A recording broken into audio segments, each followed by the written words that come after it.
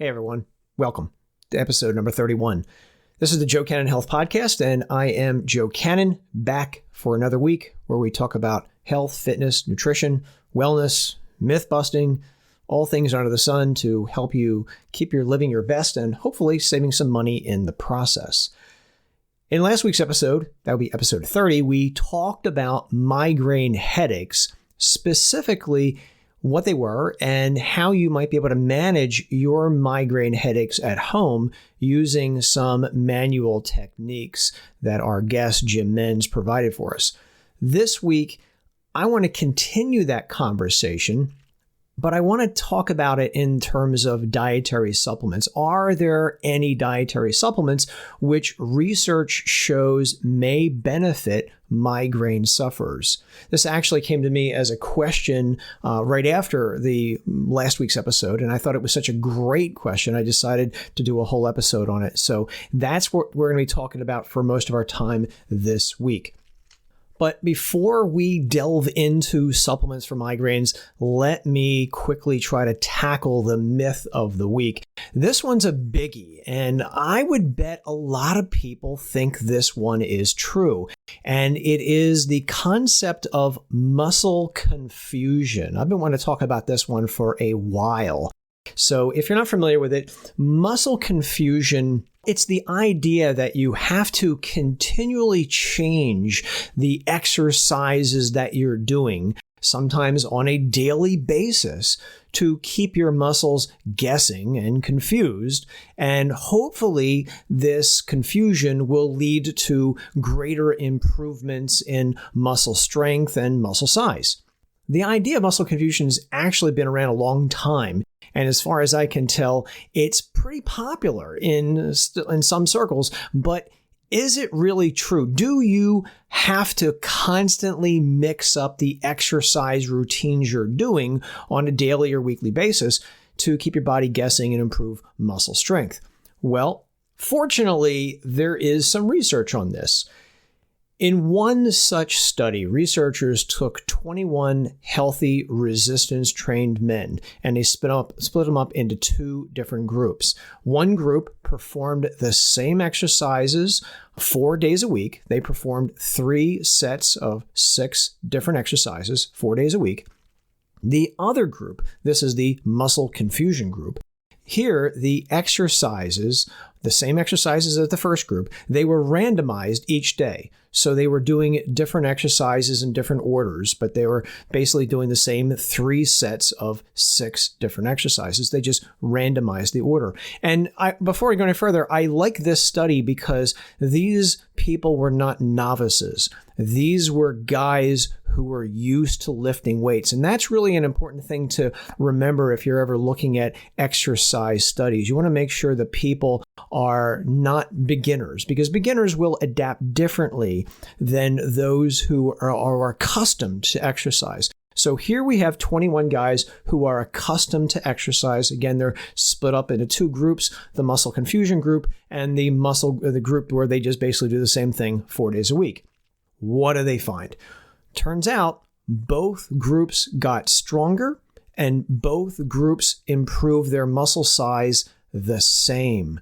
There was no difference in strength gains or muscle thickness gains between the 2 groups. In other words, confusing the muscles didn't make a difference. That said, when I looked at this study, I did notice something quite interesting. The muscle confusion group, those individuals, they said they had a greater motivation to work out. And that, I think, is a really good thing. And I want to address that. So what all does this mean? Well, muscle confusion, it's a myth. And I say it's a myth because I've never seen an exercise principle in any textbook that I own called muscle confusion. And that makes sense because there's no cerebral cortex in your muscles. Your muscle fibers, muscle cells, whatever you want to call them, they don't think like your brain thinks. So they don't get confused. As I see it, muscle confusion is really more of really good marketing than science. I also believe muscle confusion to be another, say, more sexier name for cross-training. Cross-training has been around for decades. It's an exercise program that is used to reduce the chances of overuse injuries occurring, and it can also help improve exercise adherence. When I say exercise adherence, I mean anything that increases the likelihood of someone to exercise on a regular basis. And that's pretty much what they saw in this investigation. Those people who were doing different exercises on different days, they appeared to have a greater motivation, likelihood to exercise again and again, than those who were doing the same exercises day after day after day. So if you want to do different things on different days to keep life interesting in the gym and, say, reduce the chances of an overuse injury occurring, that's cross-training, then great. I would say go for it. Variety. Variety is a spice of life, and it's also the spice of exercise as well. Just don't think that confusing the muscles or anything like that is going to lead to any improvement in muscle strength or muscle size, because the research doesn't appear to show it. That's about it. I do consider muscle confusion a myth, again, a myth that is very popular in some circles, but a myth nonetheless. But again, I have no problem with doing different things in different days. I think it's a great idea. There are definitely benefits to it. And at the end of the day, especially for people, say, listening to me in America, where the majority of people do not get the necessary amount of exercise they need to be doing, I think anything that keeps people in the gym and working out on a regular basis is a good thing. So there you have it. Myth busted. Okay, so let's leave the myth alone for this week and let's talk about supplements for migraine headaches. Before we get started, I just want to say that my goal here in this episode is to try to give you the lay of the land, so to speak, so you can kind of get an idea of the things that appear to have the most evidence at helping migraines. Because again, there's a lot of things out there people may say helps migraines. Maybe they do, maybe they don't. I just kind of want to focus on the things that I have seen over the years that have the most research out there. Each of the things I'm going to talk about here are complicated. So one thing I want to throw out to you is that I'm not really going to delve into the side effects of each of these different dietary supplements, because that would just take too darn long, for one thing. Everything's going to have side effects. And so I just want to basically give you an overview of what they are to give you a better idea of what's out there and help you save some time. Just know that everything has side effects. Do not make the mistake that just because something is, say, natural, and I'm using air quotes again, that it has to be safe. Natural and safe don't always mean the same thing. Think about it. Hemlock, lightning, sharks, quicksand, they're all natural, but none of them are really safe. So safe and natural, again, let's not confuse them. They're not the same thing.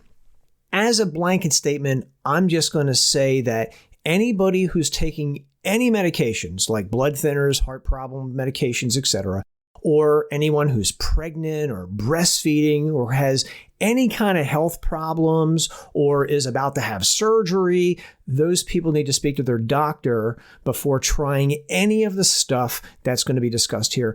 I cannot say that stronger.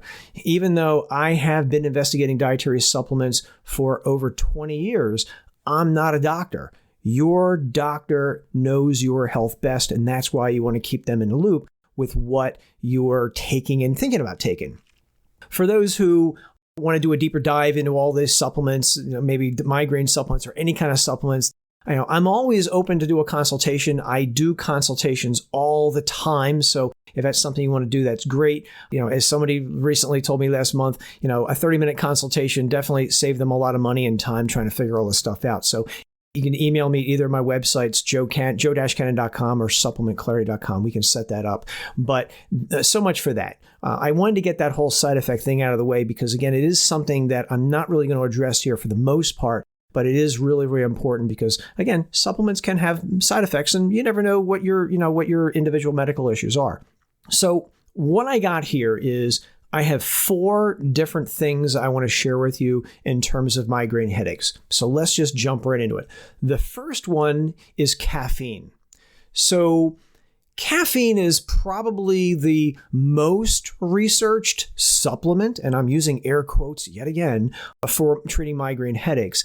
And I say that because I personally don't consider caffeine a dietary supplement. I consider it a drug, although it is found in different dietary supplements. But again, I don't think it is. That said, there are studies out there on caffeine for migraine headaches. Some of the studies have used caffeine alone. Other investigations have combined it with aspirin or Tylenol, acetaminophen. And some of those have actually combined it with caffeine and Tylenol and aspirin. So all three together, or just aspirin or Tylenol individually. All three of these scenarios have clinical studies showing that they may help migraine sufferers and reduce their pain, reduce the frequency.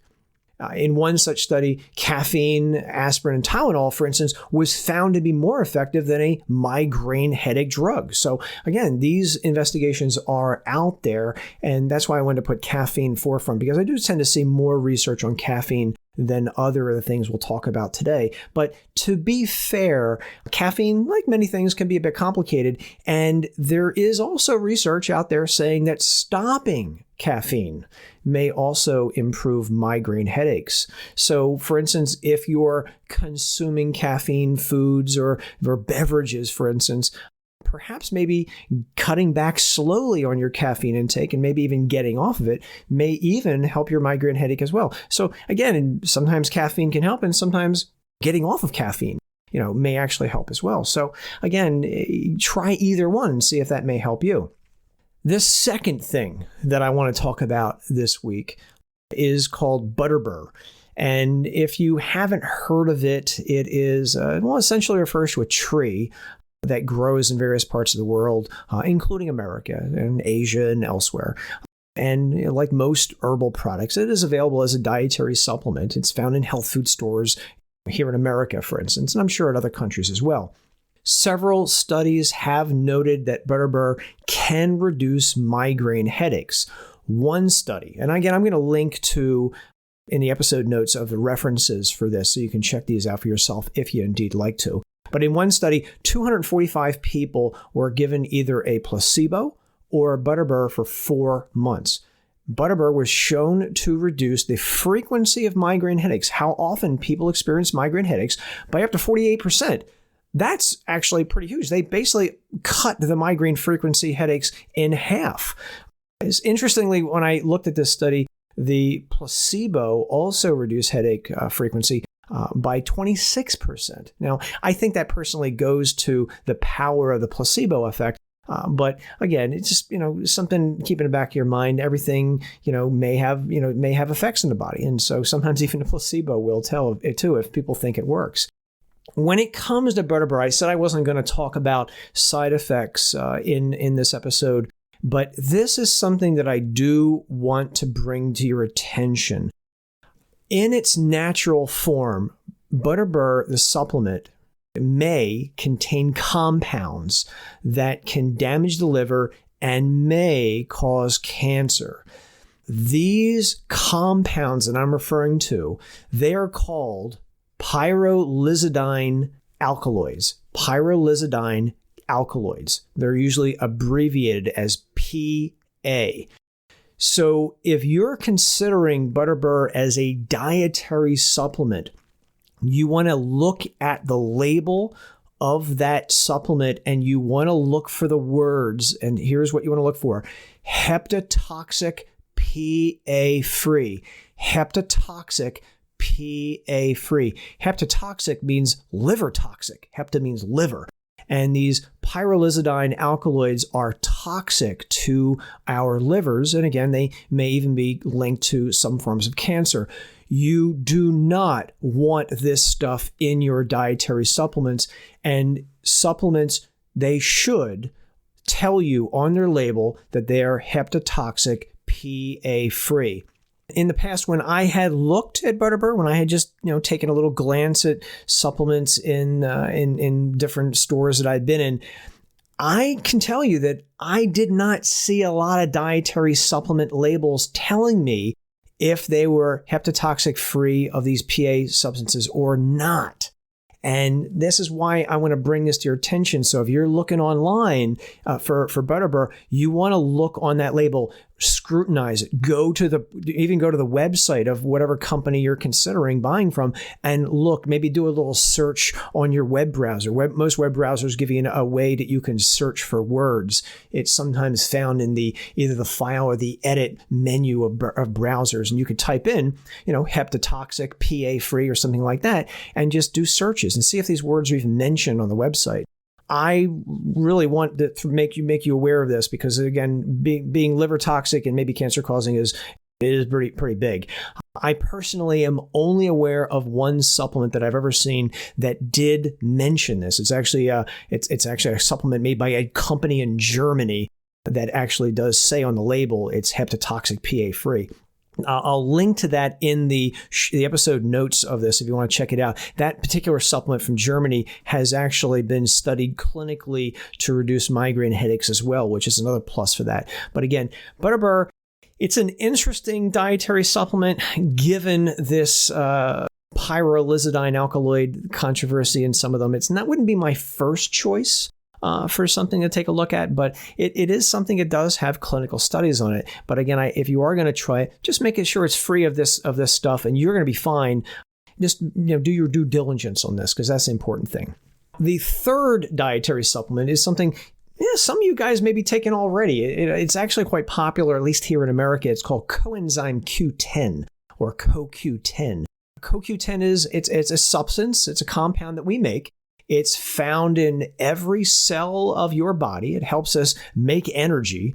And it's sometimes, a little bit of coenzyme Q10 trivia. It's sometimes called ubiquinone. And it's given that name because it's ubiquitous. It's everywhere. Again, every cell of your body has this stuff. It helps us make energy. Some cholesterol-lowering medications may lower coenzyme Q10 levels. And this is why some people may have been told to maybe take CoQ10 supplements with their statin medications that they're using to lower their cholesterol levels. So again, a little bit of trivia on CoQ10. If you want to know more about cholesterol levels, skip back to episode 24. That's where I talked about a bunch of different ways to naturally lower cholesterol levels. You may be surprised at what I talked about. But again, episode 24 is where you can find more about that. So when it comes to CoQ10, most people, when you throw this out to them, they think heart health. I get why that is. There is research out there showing that CoQ10 dietary supplements can benefit the heart and some other things as well. But there's also research studies showing that CoQ10 supplements may help migraine headaches too. One study that I found looked at CoQ10 and migraine supplements and the frequency, the amount of time people experience migraine headaches per month was cut by about 30%. Another study showed that the frequency of migraine headaches after CoQ10 supplements may be reduced by as much as 50%. That's pretty impressive. So CoQ10 is definitely a very interesting compound for a number of reasons. This stuff on the migraine headaches makes it even more interesting to me. The good news I would say about CoQ10 is that it is relatively inexpensive these days, at least here in America. Many years ago when it came out, it was quite expensive, and these days the price has dropped precipitously. And another piece of trivia about CoQ10, and this is actually quite important, CoQ10 is fat soluble. You absorb it best when it's taken with other fats. And so if you want to absorb it the best, take it with a meal that has a little bit of fat and you'll absorb even more of it. So again, CoQ10, pretty interesting compound for a number of reasons. Maybe something to take a look at for those with migraine headaches. And then the very last thing that I want to talk about today is an herbal product called Feverfew. Feverfew is an herb that's, again, been around a long time. And how long? Well, I'll just tell you that it is also sometimes called medieval aspirin. Medieval aspirin, that gives you an idea of how long Feverfew has been used, at least since the medieval ages. But, I never thought it was a really good name, feverfew, because you think that the name feverfew would be a reference to reducing fevers. But that's not what it's mostly studied for. Feverfew is mostly investigated for helping migraine headaches. One investigation that I uncovered noted that feverfew actually worked better when it was combined with acupuncture. Acupuncture is something we discussed with Jim Menz in episode number 30. So again, check back for that for more insights. So, whether you take feverfew by itself or whether it's combined with acupuncture, there is research on this stuff helping reducing migraine headache pain as well as the frequency of migraine headaches as well. Like most natural therapies, they don't really expect results overnight, whether with feverfew or any of this stuff. Again, it could take several weeks before you notice a benefit or a difference with any of the things we're talking about today. And obviously, like everything, it's complicated, and I'd be remiss if I did not tell you that there were those studies out there showing that feverfew did not work. Yeah, they are out there. But I can tell you that having looked at the studies, I do see more investigations showing it might work than might not work. So again, take that for what it is. Like everything else, it's if you have any medications or side effects, you want to talk to your doctor first, because again, all this stuff can have some side effects. There you have it. It's gonna be a pretty quick episode, as you haven't guessed. I kind of just went through them really quickly. 4 things that could might help reduce your frequency and severity of migraine headaches. So there you have it. There's 4 things that could potentially reduce migraine headache sufferers, the frequency of migraine headaches, as well as maybe the severity of those headaches as well. Having said that, I know what you're thinking. Some of you are thinking, could you take them all together at the same time and get a better effect than if you took them individually?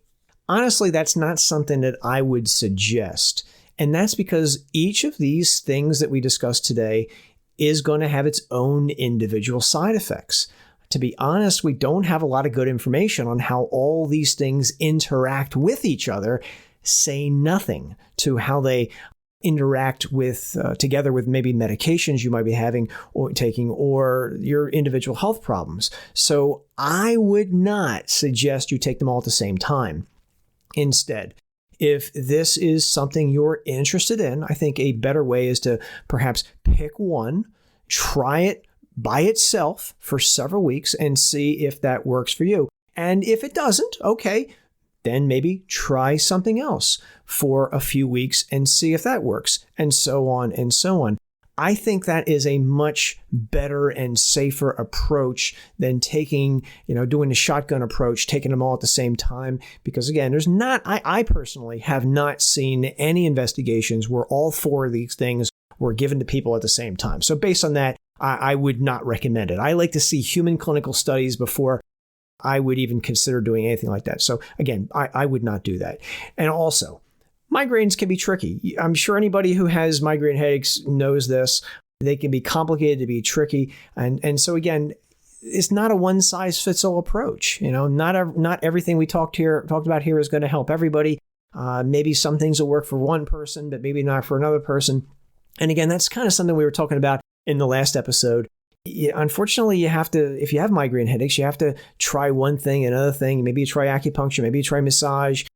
Again, there are people out there who, they'll say, I tried this and it worked. And then you have other people out there saying, I tried the same thing and it didn't work.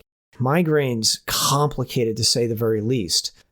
And beyond that, it goes without saying, but I'm going to say it anyway, that if you're starting any new dietary supplement, whether it's any of the stuff we talked about here or anything else, it's always prudent to start with less than what is recommended for at least the first week, just to see if you personally have any side effects. When you go and you look at a bottle of dietary supplements, the manufacturer is going to say, we recommend that you take, 1 or 2 capsules with food 3 days a week or once a day or something like that.